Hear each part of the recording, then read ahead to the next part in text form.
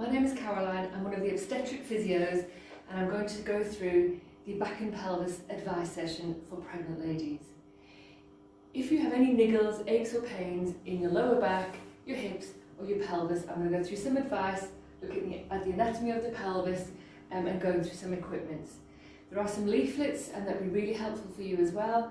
So there is a Fit for Pregnancy leaflet that you should all be receiving in the post, but you can ask your midwives for an advice pack. There is another leaflet going through different do's and don'ts, and a leaflet with lots of tips and tools of equipment that you might find helpful during pregnancy. We'd really recommend that you ask your midwife for an advice pack. So if you phone our number, which is extension 53741, and just leave your details and request an advice pack, we'll send you one in the post. Alternatively, if you happen to be in the hospital anyway for a scan, please come to the maternity reception desk and ask for a physio advice pack, and everything will be in there and help you to get through this pregnancy. So I'm going to talk you through the anatomy of the pelvis and help you understand what's happening during this pregnancy.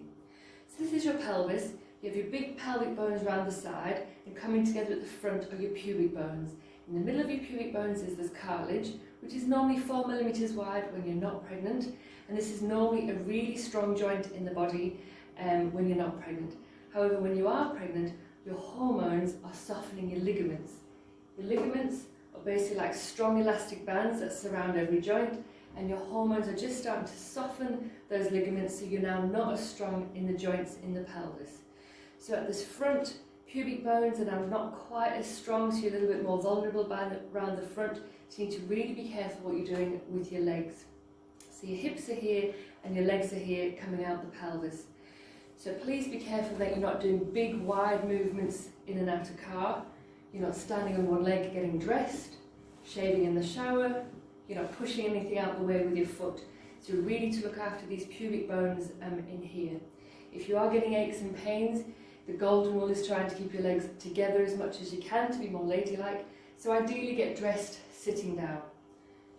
Some other tips and tools would be, so you could use a silk bag for life on your car seat, and then when you sit down, it's just going to help you to get in and out of the car a little bit more smoothly, so it's not jarring your joints as you're getting in and out of the car. Alternatively, you could buy a rotating car disc. Works really well on your car seat. Again, just a lot smoother as you're getting in and out of the car. For the bed, it will be the same principle. So if you can either use a silk sheet, silk pyjamas, silk pillowcase, or just buy some material from a shop, just make sure it's really shiny, satin, silk.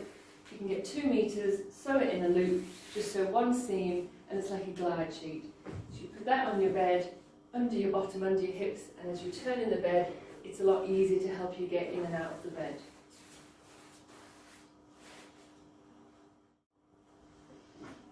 Okay, so if we look at the back of the pelvis, where the pelvic bones come around the back, your spine comes down, joins your sacrum with your coccyx.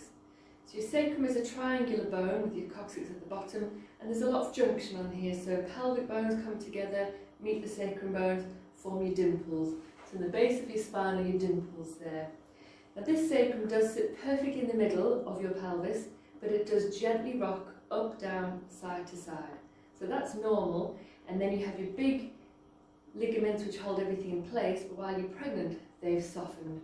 So again, you're not as strong around your pelvic area and your sacrum area whilst you're pregnant with your pregnancy hormones. So this bone does rock a little bit more in every direction while you're pregnant. So you need to be really aware and really careful of your back area and this back band here, especially as you're growing a bump at the front. So you need to be really careful. If you're leaning forward, that's gently opening those back joints a little bit more, and if you're leaning forward and twisting to hoover, mop, do some housework, you can be twisting one side a little bit more than the other. So make sure you're as symmetrical as you can, do light duties as much as you can, so light housework, and really look after your posture.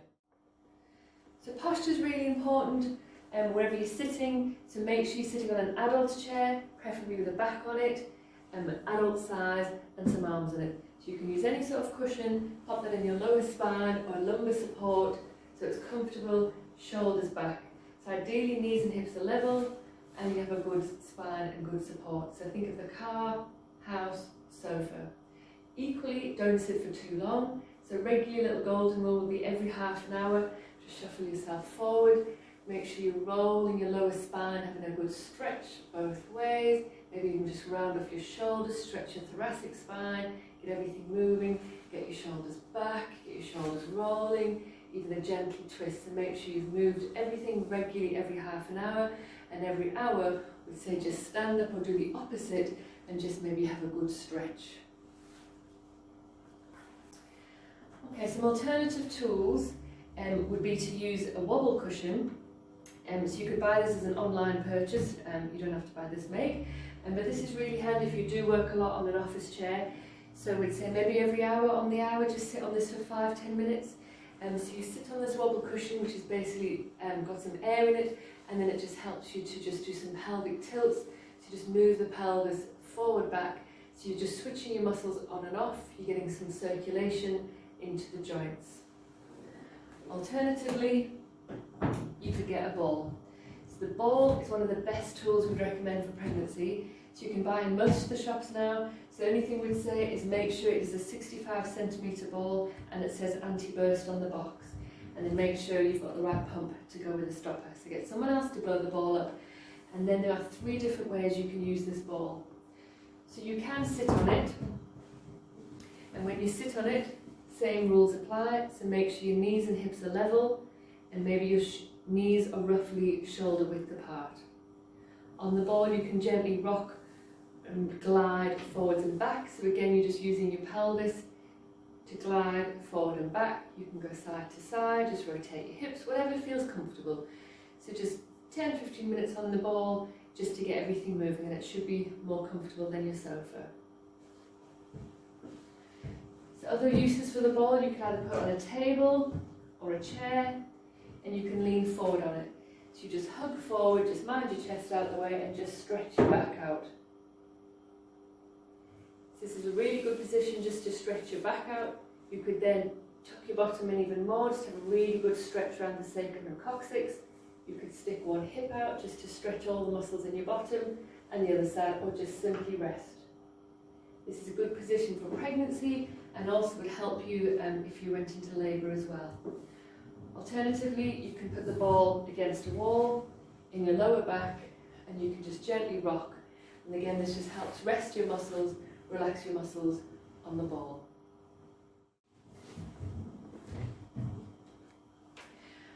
Okay, so because the ligaments are softening at the front, you're not as strong around the pubic bones, and same at the back. Everything's softening at the back and you've got more movement at the back. So because of the vulnerable areas front and back of the pelvis, the muscles are generally working a lot harder around the back and the front area. So they can get tired easily across this band. Ladies often say to me they're quite achy around this band at the back because the muscles are tired and achy. So some good tips just to help relieve the muscles of muscles pain and just relax the muscles is you can use a gentle or a mild heat. So you can use the wheat bag in the microwave as long as you only put it in the microwave for a minute and it's not too hot. A little tip is just think to yourself, would I give this to a child? So it's just a warm heat and so it's safe for you in pregnancy. You can also use a hot water bottle as long as it's got a cover on it and not too hot. So just a warm gentle heat on your back muscles, about 10-15 minutes, or in your pubic area or over your hips. Okay, so some gentle heat just on the back area and then you can massage yourself. Just use the palm of your hand around your dimples or down that triangle where your sacrum is or gently into your bottom. You can also use a tool or a massage stick so you can hold it and then just gently with the right pressure just to give some massage and relief to the muscles. Alternatively, the only gel that you can use is deep freeze gel. So please do not use deep heat, do not use anything with ibuprofen, but this is the only one we found to be safe. So the deep freeze gel, again, you could put on your lower back, in your bottom, in your inner thigh, and just help to relax those muscles and get circulation in there as well. Okay, so I just want to mention sleeping positions, and you've probably all got about 5 pillows at home, or some of you might have bought a lovely maternity pillow, but just so you understand the principles. So when you're sleeping in bed and you're snuggled up on your side, just that your pelvis and your hips are level. So you do ideally need to put something between your legs at night, so whether you put the duvet, a pillow, a long maternity pillow, that's fine. You might even want something under your bum and possibly something behind your back as well. So the cushion behind your back can be nice and thick, and if after a while you feel like that hip's gone dead underneath, you can ease back a little bit towards your back, but as long as there's a cushion behind you and you're not flat on your back, that's fine, that's safe, but it just relieves some of that pressure of that under hip. Please do regularly turn as well, regularly change sides just to relieve the pressure and maybe massage that hip. Getting in and out of bed, do not do a sit-up in any shape or form. So if you need the toilet in the middle of the night, you do not do a sit-up and do not pull yourself up. That will cause stress and strain to your back and your pelvis. So ideally, you need to bend your knees up, roll to your side, let your feet drop off and push yourself up sideways. So that is the correct technique to get in and out of bed and doesn't put stress and strain on your back or your pelvis. The next thing I'd like to look at is your core strength muscles. So this is basic Pilates. If you've ever done Pilates or heard of it, great.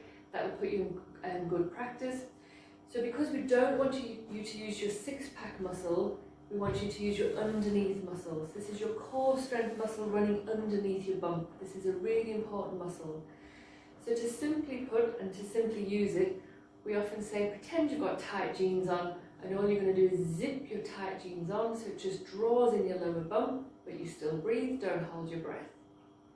Then we want to look at your pelvic floor, so all your muscles underneath. We want you to pretend you're stopping wind, pretend you're stopping a wee, tuck everything up underneath and hold. Then ideally do them together, so zip and tuck and hold everything together but still breathe. Then we want you to do them as you stand up. So you shuffle forward, get everything moving, zip and tuck, use your hands, use your arm strength, lean forward and tuck everything in internally as you stand up. Give yourself a second, let everything settle, and then off you go. Okay, so to summarise, please try and make sure you can get hold of these leaflets and just have a really good read. So either ask your midwife, maternity reception, phone us for a pack. Try and make sure you can get hold of just a few of these tips and tools just to make life a little bit easier. Try and think of good techniques in and out the car, sitting posture, in and out the bed, just gentle stretching over the ball, gentle massage, and look after yourself. Remember your zips and tucks as well every time you stand up. So other than that, you might find you still might need some sort of support. So there's two different types of support. There's the support you can just wear around your middle that can just help to boost your muscles and give you a little bit of a lift, which will help relax your muscles and they don't work as hard. So we ideally have tubey grip in the hospital, which is one of the largest tubey grip, and we put it on a bit like a mini skirt. So you would step into it, pull it up, over bump, and it just gives you a little bit of support, and then we might just tuck the bottom edge in just to give you a little bit of support under bump and round the back. If you can find any sort of item equivalent online, that's great, that's fine, just to give you a little bit of a boost. If it's nice and soft like this, you can still sit in it, which will really help your posture, but remember the golden rule to still regularly move and stretch as well, and don't sit too long. However, we don't recommend that you wear it all day, so as a rough guideline, we'd say maybe 2 to 3 hours in the morning, take it off for lunch, 2 to 3 hours in the afternoon, take it off for dinner, and a few hours in the evening, but don't sleep in it. Then there's another alternative, which is the maternity belt. And there's lots of items online that you can buy. We tend to recommend the simplest belt that you can find.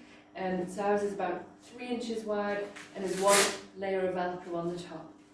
So the key points and the key areas would be your dimples coming round your pelvis and to your pubic bones. So if I demonstrate how to put this one on, so ideally in your lower back dimples, just loosen your Velcro to start with, scoop under your pubic bones, under your bump on there, and then just tug in a little bit tighter with your extra layer of Velcro.